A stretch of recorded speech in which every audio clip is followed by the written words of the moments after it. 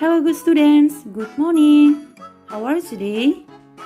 Nah, in this class, I'm going to tell you about tenses that express about future yang artinya masa depan atau masa yang akan datang. So, here it is. Now we are going to learn about simple future. The function is to express something or activities that happen in the future. Artinya, sesuatu yang akan kita kerjakan atau lakukan di masa yang akan datang. So, it's still plan. Nah, ini masih sebuah rencana. Kegiatan atau aktivitas yang akan kita lakukan itu masih sebuah rencana, planning. Nah, time signal yang biasa kita gunakan, keterangan waktunya adalah later. For example, 2 days later, 3 days later. Nah, itu artinya 2 hari kemudian dan 3 hari kemudian. Yang kedua adalah tomorrow, besok. Kemudian selanjutnya adalah next. For example, next week, next month, and next year, and etc. Untuk formula atau rumusnya, di simple future ada 2 tipe rumus yang akan menjelaskan. Yang pertama yaitu rumus verbal. Nah, ini artinya maksudnya yang menggunakan kata kerja. Yaitu rumusnya adalah subject plus shall or will plus verb 1. Nah, ini adalah rumus yang menggunakan kata kerja. Dan yang kedua adalah rumus nominal. Artinya tidak menggunakan kata kerja. Jadi yang digunakan di sini hanya berupa adjective, noun, and adverb. Nah, rumusnya seperti ini. Subject plus shall or will plus be. Tanpa kata kerja ya. Plus a itu singkatan dari adjective, noun, and adverb.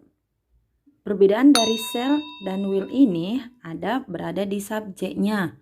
Kalau shall ini itu digunakan kalau subjeknya I and we. Hanya itu ya. Nah, sebenarnya shall ini hanya digunakan kalau misalnya dia di kalimat formal.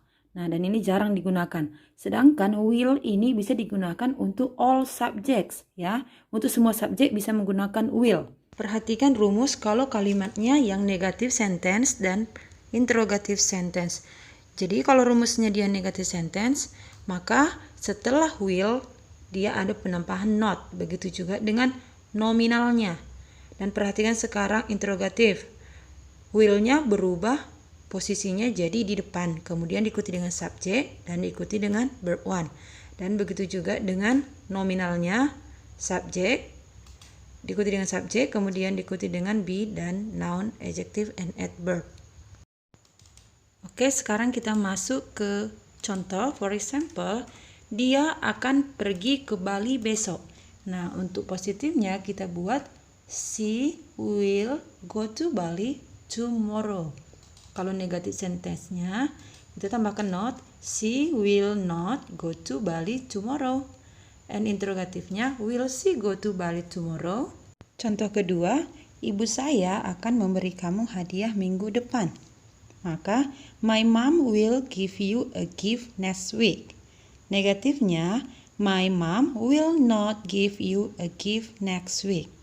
Interrogatifnya, will she give you a gift next week? Oke, berikutnya untuk rumus yang nominal ya, yang tidak ada kata kerja. Kita lihat contoh, saya akan jadi pemenang di pertandingan itu. Tidak ada kata kerjanya ya. Maka bisa kita buat, I will be the winner in the contest. Kalau negatif, jadi I will not be the winner in the contest. Interrogatifnya, will I be the winner in the contest? Kita masuk ke contoh yang kedua. Rumah itu akan menjadi termahal 1 tahun kemudian. The house will be the most expensive 1 year later. Negatifnya, the house will not, kita singkat jadi won't, be the most expensive 1 year later. Interrogatifnya, will it be the most expensive 1 year later? It-nya itu kata ganti dari the house. Jadi simple future tense ini dapat kita gunakan saat kita menceritakan atau membuat sebuah rencana yang akan kita lakukan di masa yang akan datang atau di masa depan. Oke, that's all about my explanation for today. Kalau masih belum paham, boleh diputar kembali. Sekarang silahkan kerjakan exercise lengkap dengan positif, negatif, dan interrogatifnya. Thank you and see you.